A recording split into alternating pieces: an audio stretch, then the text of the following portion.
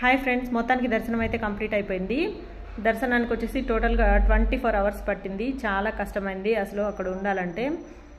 Tokens తీసుకొని వెళ్ళే వాళ్ళు కాకుండా డైరెక్ట్గా వెళ్ళే వాళ్ళైతే ఈజీగా 24 అవర్స్ పడుతుంది. ఇక ఈరోజు అయితే చాలా బెటరు.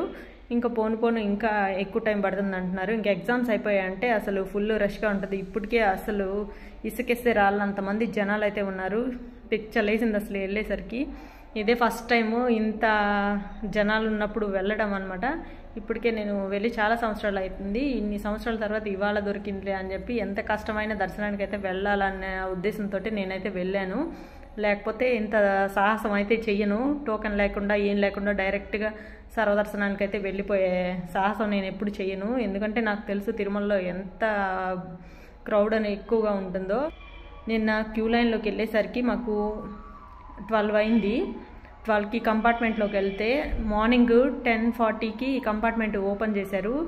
నిన్న 12 నుంచి ఈరోజు మార్నింగ్ వరకు కంపార్ట్మెంట్లోనే ఉండిపోయాము. 10:45కి ఓపెన్ చేస్తే ఇక 1 అవర్లో దర్శనం అయితే అయిపోయింది. స్పీడ్గానే వచ్చేసాము. కంపార్ట్మెంట్ ఓపెన్ చేశాక పెద్ద టైం పట్టలేదు, కానీ అక్కడ ఆపేసింది మటుకు చాలా టైం వరకు ఆపేశారు.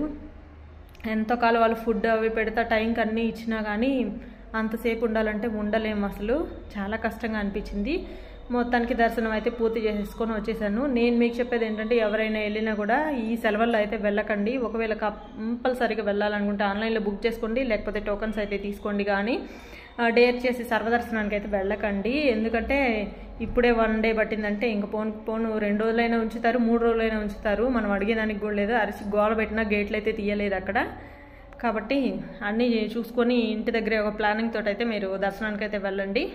ఇక మేము ఇవాళ రూమ్ వెకేట్ చేసేసి ఇంటికి వెళ్ళిపోతున్నాము. ఇప్పటికే చాలా అలసిపోయాము.